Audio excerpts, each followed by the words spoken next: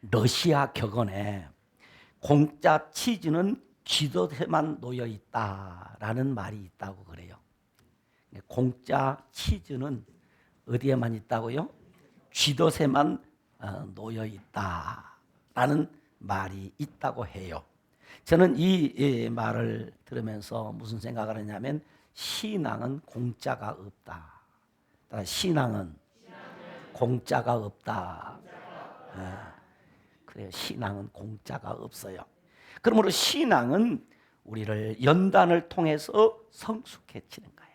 내가 예수를 믿는 믿음으로 좀 어려움도 당하고 예수 믿기 때문에 고통도 당하고 불이익도 당해도 전혀 걱정하지 말 것은 반드시 그 연단을 통해서 우리 하나님은 더 큰 은혜를, 더 큰 복을 우리에게 주신다. 그 말이에요. 그래서 신앙에는 공짜가 없다. 프랑스 격언에는 이런 이야기가 있어요. 기다림, 그것이 인생이다. 기다림, 그것이 인생이다. 한번 따라서 해봐. 시작. 기다림, 그것이 인생이다. 기다림이다. 기다림. 인생은 기다림이며 신앙생활 또한 기다림입니다. 기다리는 것이다. 그런데 성도는 막연하게 기다리는 것이 아니라는 거죠. 막연하게 좋은 날 오겠지, 잘 되겠지, 이렇게 기다리는 것이 아니라는 것입니다. 어떻게 기다리냐? 기도하면서 하나님께서 가장 좋은 것을 가장 좋은 방법으로 가장 좋은 때에 응답해 주실 것을 믿고 믿음으로 기다리는 것이다. 그래서 시편 기자는 시편 37편 7절에 여호와 앞에 잠잠하고 참아 기다리라. 잠언 기자는 잠언 20장 22절에 여호와를 기다리라.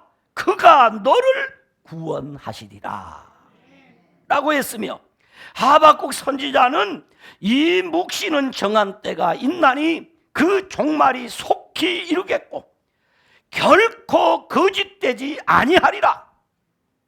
그 다음에 무엇이라고 했느냐? 비록 더딜지라도 기다리라. 비록 더딜지라도 기다리라. 비록 더딜지라도 기다리라. 그러면 어떻게 되냐? 지체되지 않고 반드시 응하리라.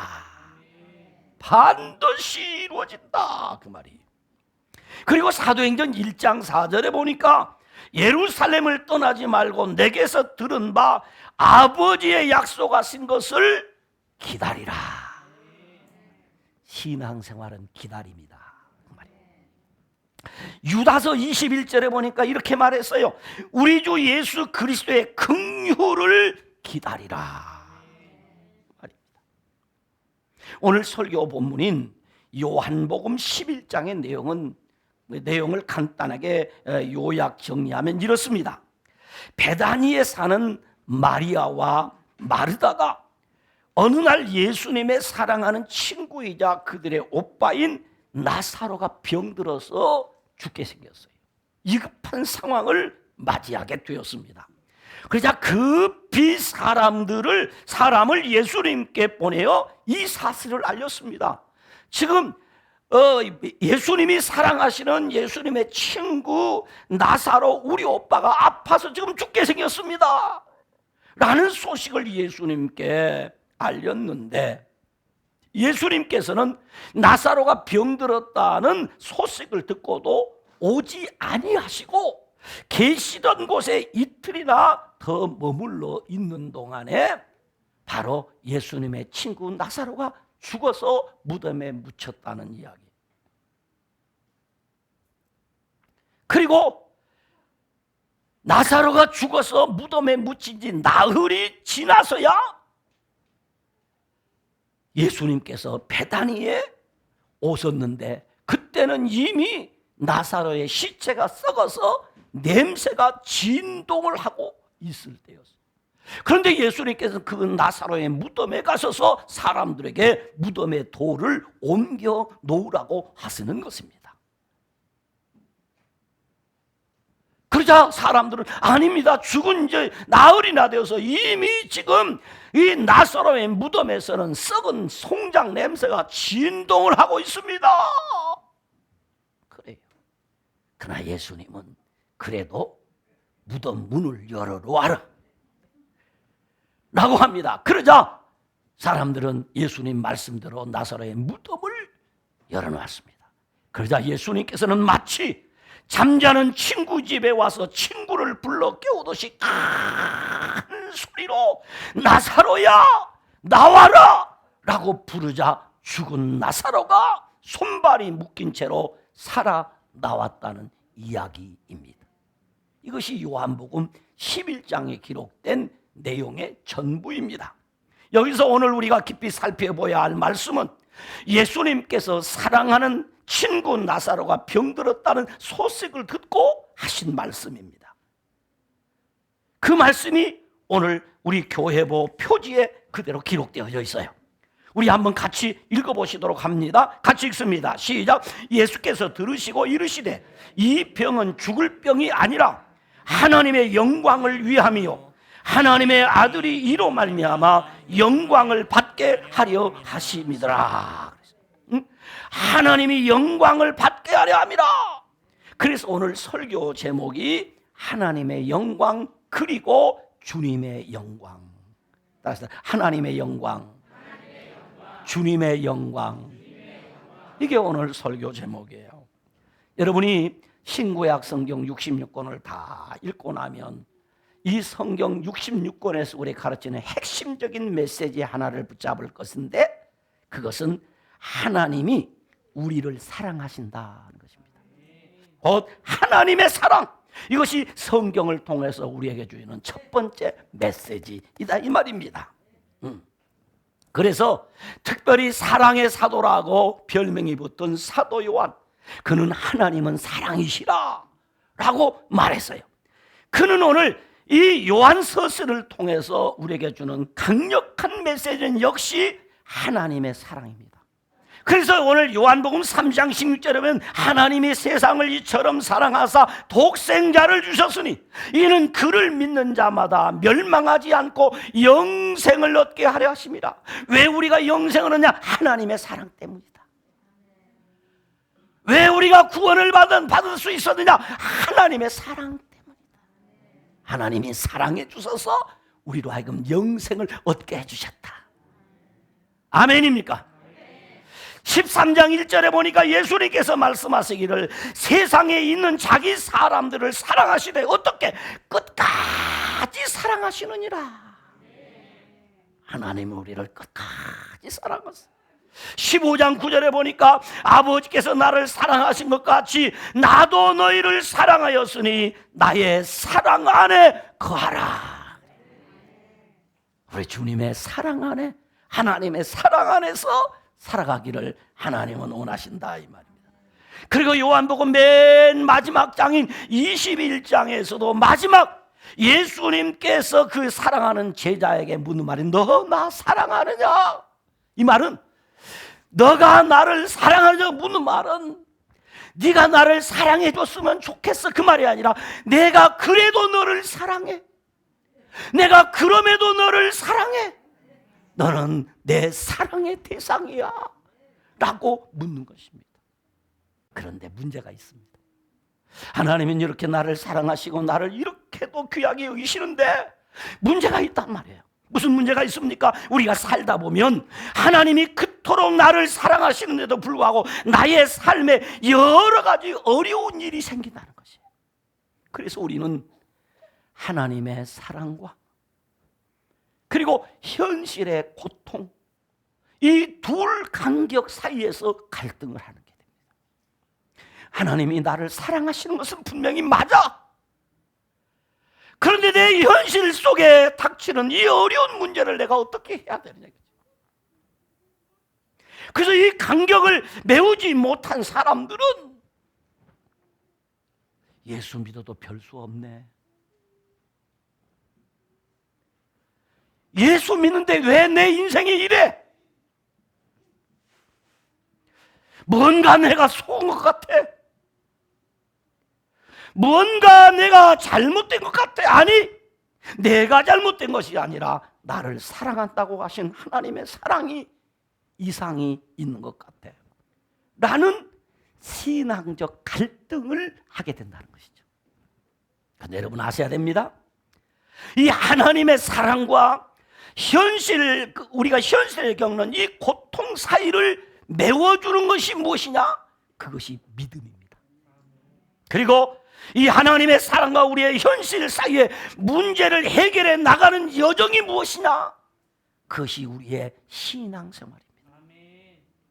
믿음이 없이는 이 둘 사이의 간격을 좁힐 수가 없어요. 해결할 수가 없습니다. 이처럼 하나님의 사랑과 현실의 고통 사이의 갈등과 긴장 관계를 아주 잘 해결해가는 그 과정을 보여주는 스토리가 오늘 요한복음 11장에 나오는 나사로 이야기입니다. 그렇다면 어떻게? 마리아와 마르다는 오빠가 병들어 죽어 무덤에 묻혔다가 살아난 이 사건을 통해서 하나님의 영광, 주님의 영광을 보게 되었을까? 첫째는 믿음을 성숙하게 해주셨습니다. 믿음을 성숙하게 해주셨다. 본문 1절로 2절에 보면 이렇게 기록합니다. 어떤 병자가 있으니 이는 마리아와 그 자매 마르다의 마을 베다니에 사는 나사로라. 이 마리아는 향유를 주께 붓고 머리털로 주의 발을 닦던 자요, 병든 나사로는 그의 오라버니더라 라고 본문의 배경과 등장인물을 간단하게 소개를 합니다. 그러니까 나사로, 마르다, 마리아 세 남매는 베단이라는 작은 동네에 살고 있었는데 이 세 남매 가운데 마리아가 주도적인 인물로 본문은 소개되고 있습니다. 아마 그것은 누가복음 10장에서 나오는 이야기에서 마르다는 음식을 준비하라고 바쁘고 마리아는 예수님의 발 앞에서 말씀을 듣는 모습으로 소개되면서 언니인 마르다보다는 동생인 마리아가 예수님 앞에서는 더 아름다운 좋은 편을 택했다.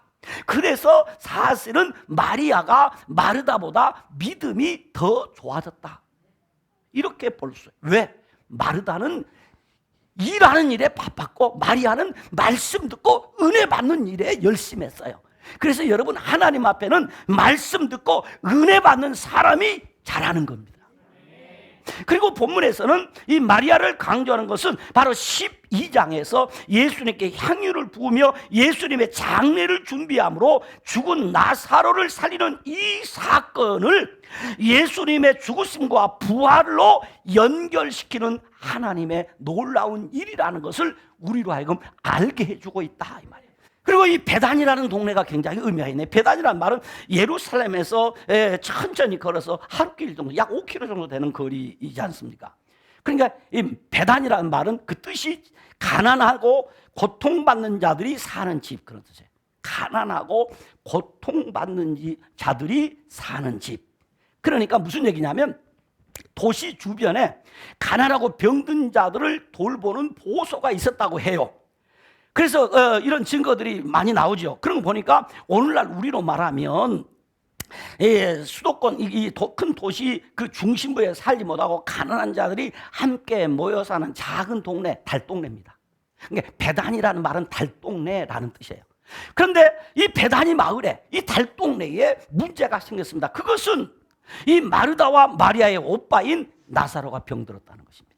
그래서 오늘 본문의 3절에 보니까 이렇게 기록을 했습니다. 본문 3절을 읽어봅니다. 시작. 이에 그 누이들이 예수께 사람을 보내어 이르되 주여 보시옵소서, 사랑하시는 자가 병들었나이다 하니 라고 했습니다.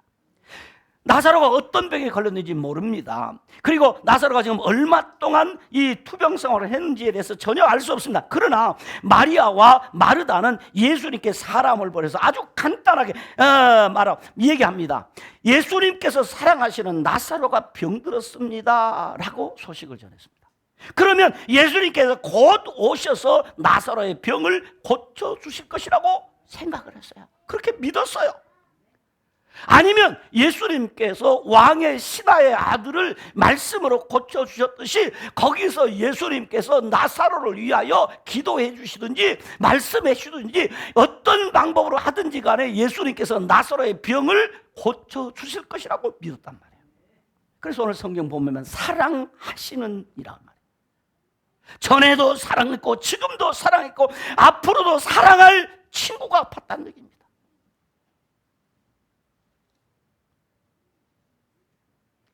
이 사랑에 대해서 의심을 하지 않았어요.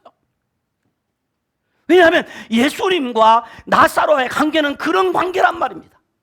우리와 주님의 관계는 그런 관계입니다. 주님이 전에도 나를 사랑하셨고 지금도 나를 사랑하시고 앞으로도 주님은 나를 사랑하십니다. 바로 주님은 나사로를 그랬단 말이죠. 너무 사랑했어요. 그러니까 당연히 예수님이 오셔서 고쳐주셔야 하는 것입니다. 이것을 마르다와 마리아는 믿고 있었다는 것입니다. 오늘 우리도 믿습니다. 하나님이 나를 사랑함을 믿습니다. 여러분, 예수님이 나를 사랑하심을 믿습니다. 성령님이 오늘 또 내 모든 인생 여정을 도와주시는 것을 믿습니다. 그러니까 어려운 일을 당할 때 마르다와 마리아처럼 나를 사랑하시니까 나사로의 병을 고쳐주시고 나를 도와주시고 나를 고쳐주시고 나를 회복시켜 주실 것을 믿는 것은 너무나 당연합니다. 우리는 믿어야 합니다. 믿어야. 그래서 우리도 마리아와 마리다처럼 예수님 앞에 나와서 내 사정을 알아야 됩니다. 기도해야 된다는 얘기입니다. 이것은 누가 할 일이다. 누가 할 일이다. 목사님이 할 일이 아니고 누가 할 일이다. 내가 할 일이다. 당연하다. 이렇게 해야 된단 말입니다. 그리고 이제 나를 사랑하시는 주님 편에서 하나님 편에서 하실 일은 따로 있다는 거죠. 따로 있다는 거죠. 그런데 마리아와 마르다의 생각대로 나사로를 사랑하시니까 예수님이 당장 오셔서 나사로를 살려주실 줄 알았는데 그랬는데 우리 예수님의 생각은 달랐어요. 그래서 예수님께서는 마르다와 마리아가 이해할 수 없는 아주 모호한 말씀을 하세요. 그게 오늘 본문 4절입니다. 한번 다시 또 읽어볼까요? 본문 4절을 다시 읽습니다. 시작. 예수께서 들으시고 이르시되 이 병은 죽을 병이 아니라 하나님의 영광을 위하며 하나님의 아들이 이로 말미암아 영광을 받게 하려 함이라 하시더라. 예수님이 곧 오셔서 나사로를 살리겠구나, 살리시고도 남겠구나 라고 생각했는데 예수님께서는 알 듯 모를 듯 하는 말씀을 하십니다. 예수님이 지금 베다니에 오시겠다는 겁니까? 안 오시겠다는 것입니까? 나사로를 고쳐주시겠다는 것입니까? 안 고쳐주시겠다는 것입니까? 온다 간다 가부간에 얘기를 안 했어요. 고쳐준다 안 고쳐준다 이 얘기도 안 했어요. 다만 하신 말씀은 뭐냐면 죽을 병 아니야. 알 수 없는 말씀을 하시고 성경 본문에 보니까 6절에 보니까 뭐라고 했는가 봅시다. 6절 읽어봅니다. 6절 같이 읽습니다. 시작. 나사로가 병들었음을 들으시고 그 계시던 곳에 이틀을 유하셨다. 아니 어떻게 하자는데? 즉시 와. 왜? 5km밖에 2km밖에 안 되니까 오리밖에 안 되니까 여러분 빠른 걸음으로 가면 오전 내에 갈 수 있어요. 금방 갔다 왔어요. 그럼 여러분 내가 보세요. 지금 친구가 아파 있으면 빨리 가서 고쳐주시든지 위로해 주시든지 뭘 하고 오셔야 되는 예수님은 거기서 이틀이나 또 머물러 버렸어요. 이해가 안 됩니다. 히브리어 성경에 보면 그러므로라는 말이 있어요. 나사로를 사랑하는데 그러므로 나사로가 병들었다는 들으시고 이틀을 요하셨다. 그리고 7절에 보니까 그 후에 예수님께서 제자들에게 무엇이라고 말하는가? 7절 봅니다. 시작. 그 후에 제자들에게 이르시되 유대로 다시 가자 하시니. 유대로 다시 가자. 그래서 베다니 오셨습니다. 근데 17절에 보니까 어떻게 됐는가? 17절 가서 봅니다. 읽습니다. 시작. 예수께서 와서 보시니 나사로가 무덤에 있은지 이미 나으리라. 뭐 했어요? 늦었어. 끝났어. 어찌 된 거요? 여러분, 인생의 끝은 하나님의 시작입니다. 따라합니다. 인생의 끝은 하나님의 시작이다. 끝났어. 이미 묻혀서 무덤에 묻힌 지가 나흘이나 되었더라 라고 했습니다. 오셨는데 너무 늦게 오셨어요. 왜 늦게 오셨습니까? 거리가 멀어서 그렇습니까? 아닙니다. 18절은 이렇게 또 기록이 나. 18절 읽어봐요. 시작. 베다니는 예루살렘에서 가깝기가 한 오리쯤 되매. 이걸 왜 기록이 났어요? 이거 없어도 돼요. 그런데 굳이 이 베다니는 예루살렘에서 가깝기가 오리쯤 된다. 오리. 심리가 4km, 오리 2km쯤 돼. 가까워. 그러니까 예수님이 거리가 멀거나 다른 이유 때문에 우리가 알 수 없는 어떤 예수님의 계획이 있었다 말이에요. 그것은 우리가 현실 속에서 이해가 안 되지만은 오늘 우리 성경을 통해서 알 수 있는 것은 뭐냐면 하나님의 영광과 주님의 영광을 위하여 늦게 오셨다는 거예요. 20절에 보면 마르다는 예수님께서 오신다는 말을 듣고 꼭 나가서 말하되 마리아는 시험 들어버렸어. 그래서 뭐 하고 있어요? 집에 앉아 있어. 시험 들었어. 그런데 마르다는 21절에 보니까 이렇게 말합니다. 주께서 여기 계셨더라면 내 오라버지가 죽지 아니었겠습니다. 왜 이제 왔어요? 이제 왔어요. 우리 오빠가 죽어. 누구 때문이에요? 예수님 때문에. 예수님 늦게 와서 죽었다는 거예요. 늦게 왔어. 그러니까 22절에 그러나 나는 이제라도 주께서 무엇이든지 하나님께 구하시는 것을 하나님이 주실 줄로 믿습니다. 이제라도 할 일 있으면 좀 해보세요. 그 말이에요. 그러자 23절에 예수님께서 뭐라고 말하냐면 내 오라버니가 다시 살아나리라. 이건 무슨 꿈 같은 이야기예요. 그래 24절 오세요. 예수님 마지막 날에 예수님이 다시 말씀하신 대로 부활하실 것을 나도 다 알고 있어요. 그 말이에요. 그때 예수님께서 25절로 26절 이렇게 기록합니다. 같이 읽습니다. 시작. 예수께서 이르시되 나는 부활이요 생명이니 나를 믿는 자는 죽어도 살겠고 무릇 살아서 나를 믿는 자는 영원히 죽지 아니니 이것을 네가 믿느냐 이 말이에요. 아니야, 앞으로 먼 날이 아니라 오늘 네 오빠가 살아날 것을 믿느냐 이 말이에요. 오늘 믿으라 이 말이에요. 여러분, 믿음의 과거, 현재, 미래성입니다. 믿음은 과거도 믿고 오늘도 믿고 미래도 믿습니다. 그러나 항상 믿음은 오늘 역사가 나타납니다. 그 말이에요.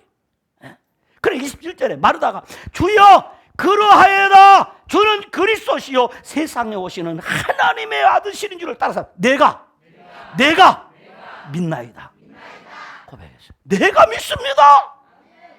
바로 이겁니다. 이것이 마르다의 변화와 신앙 성장의 모습의 과정이에요. 바로 예수님이 원하셨던 건 무엇이냐? 마르다의 믿음이 성숙한 믿음이 되어서 하나님께 영광, 주님께 영광이 되도록 하는 것이다 이 말이에요. 그러므로 28절에 마르다는 이제 예수님이 오셨다는 소식을 듣고 마음이 풀렸어. 시험이 풀렸어. 마음의 위로가 됐어. 믿음이 생겼어. 그러니까 어떻게 되냐? 믿음이 좋아졌단 말이에요. 그러니까 어떻게 되냐? 믿음이 좋아지면 이런 일을 합니다. 28절 봐요. 28절 시작. 이 말을 하고 돌아서 가서 가만히 그 자매 마리아를 불러 말하되 선생님이 오셔서 너를 부르신다 하니 예수님이 네 동생 데려오라고 했어요 안 했어요? 했어요 안 했어요? 안 했어요.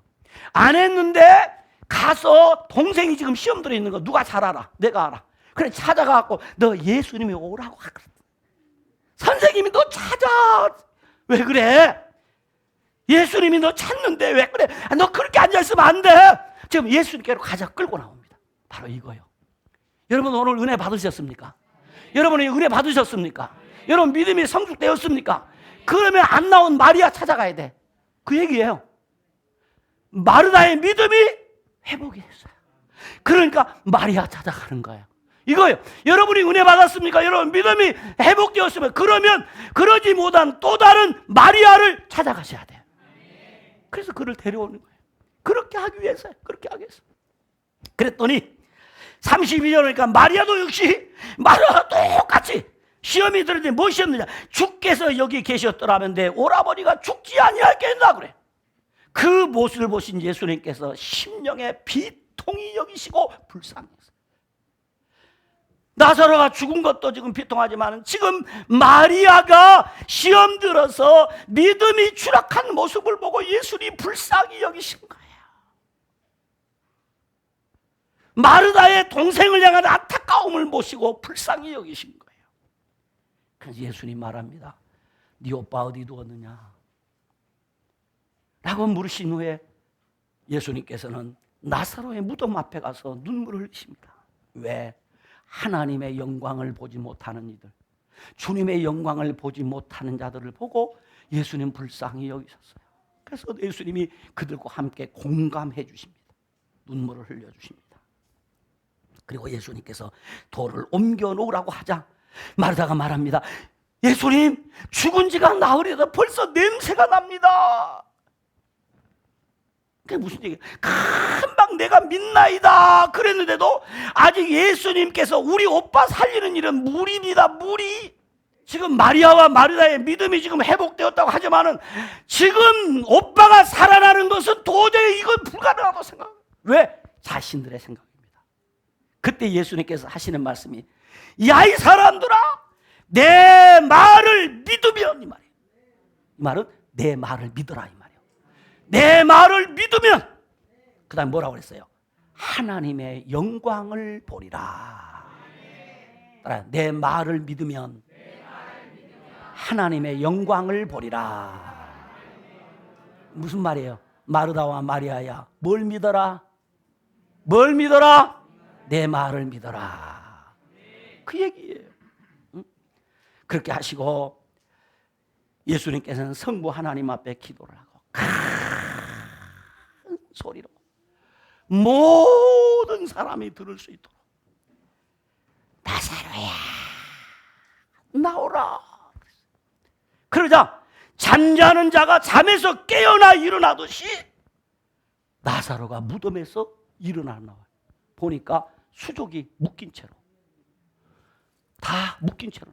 그래서 풀어놓아 다니게 하라.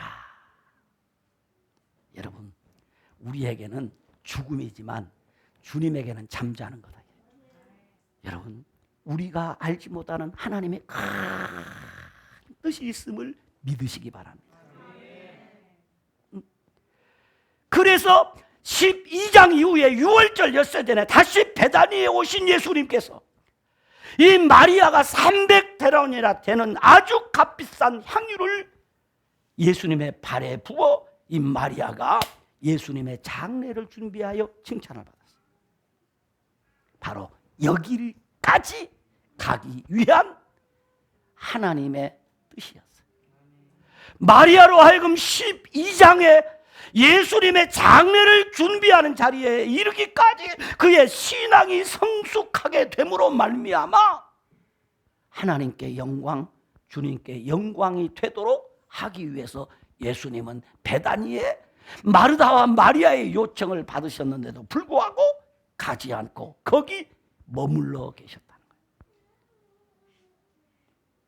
바로 이거예요.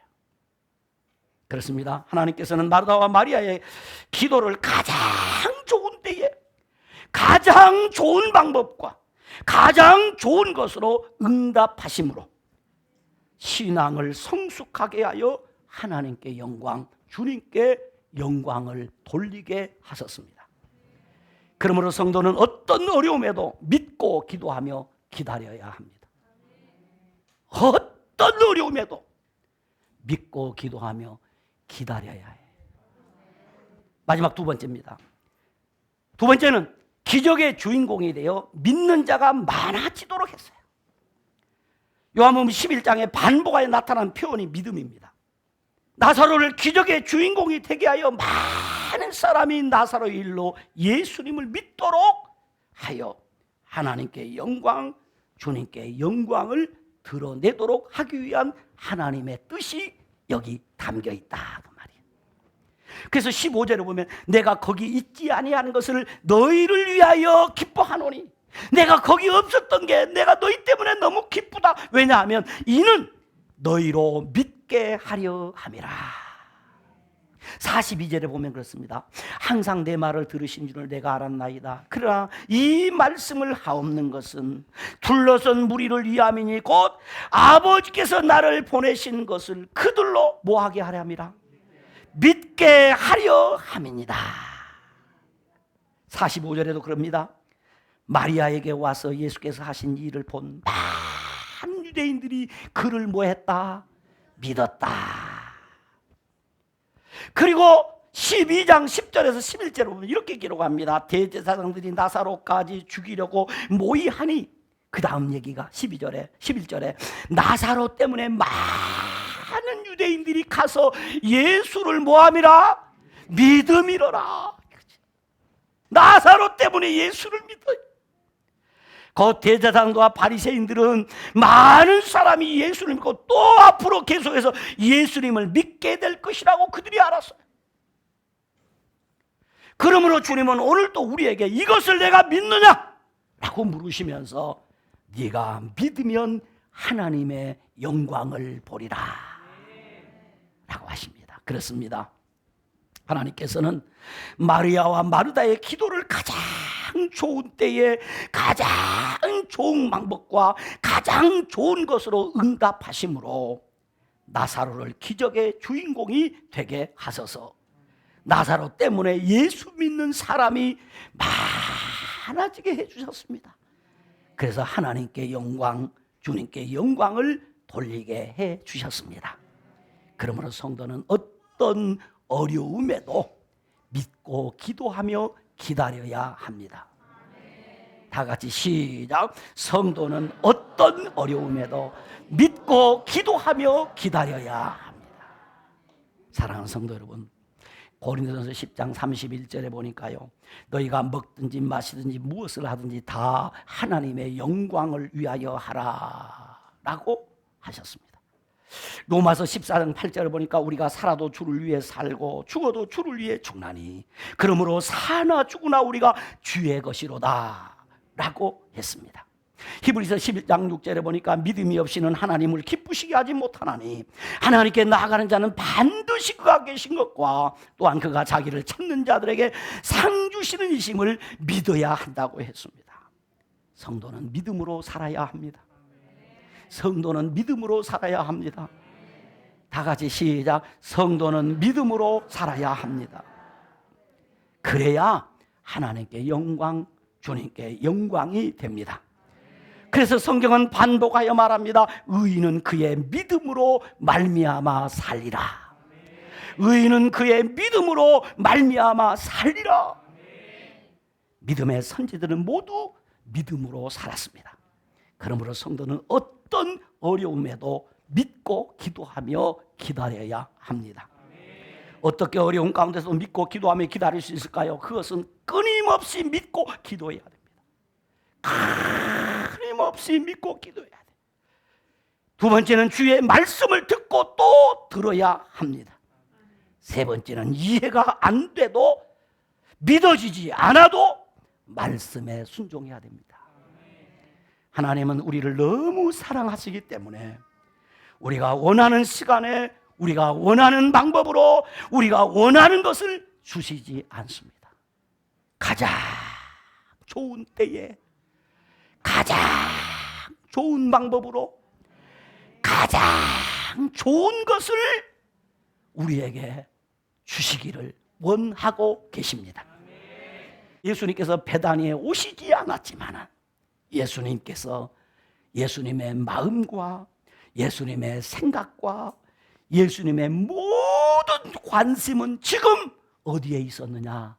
베다니에 있었습니다. 믿습니까? 예수님이 베다니에 오지 않았지만은 예수님의 마음과 예수님의 생각과 예수님의 관심은 지금 베다니 나사로의 집에 있었다는 거죠. 마리아와 마르다의 요구를 거절하신 것 같지만은 우리 눈에는 그렇게 보이지만 주님은 더 높은 차원의 응답을 준비하고 계셨습니다. 우리도 어려운 일을 당하면 하나님이 부재하신 것 같이 느껴집니다. 하나님이 나와 함께하고 있지 않은 것 같이 느껴집니다. 하나님이 내 기도를 들어주지 않는 것처럼 응답이 없는 것처럼 그렇게 느껴집니다. 그러나 여러분은 아셔야 됩니다. 하나님은 나를 떠나지 아니하시고 나와 함께 계시고 내 기도를 응답하지 아니하시는 것이 아니라 내가 구할 것보다 더 좋은 것을 준비하고 가장 좋은 때를 기다리고 계세요. 가장 좋은 방법으로 가장 좋은 것을 주시려고 지금 나로 하여금 기다리게 하십니다. 아니 주님이 나를 기다리고 계십니다. 믿으시길 바랍니다. 이 부족한 목사도 목회자의 길에 들어서 수많은 인생의 풍랑을 만났습니다. 그때는 눈에 보이는 것이 없었습니다. 손에 잡히는 것이 없었습니다. 귀에 들리는 소리도 없었습니다. 그래서 그때마다 수없이 엎드리고 또 엎드렸습니다. 그리고 기도하고 또 기도하며 기다렸습니다. 그때마다 제가 불렀던 찬송이 있습니다. 그 찬송이 우리 찬송가 545장입니다. 이 눈에 아무 증거 아니 배여도 믿음만을 가지고서 늘 걸으며 이 귀에 아무 소리 아니 들려도 하나님의 약속 위에 서리라. 기도할 때마다 이 찬송 불렀고 걸어가면서도 불렀고 예배를 시작하는 첫 송에도 이 찬송을 불렀고 예배를 마치는 마지막 송에도 이 찬송을 불렀습니다. 그 감정으로 우리 이 찬송 부르겠습니다. 아무 증거 아니 되어도 믿음만을 가지고서 늘 걸으며 이 귀에 아무 소리 아니 들려도 하나님의 약속 위에 서리라. 걸어가세 믿음 위에 서서 나가세 의심 버리고 걸어가세 믿음 위에 서서 눈과 귀에 아무 증거 걸어가세 믿음 위에 서서 나가세 의심 버리고 걸어가세 믿음 위에 서서 눈과 귀에 아무 증거 없어도.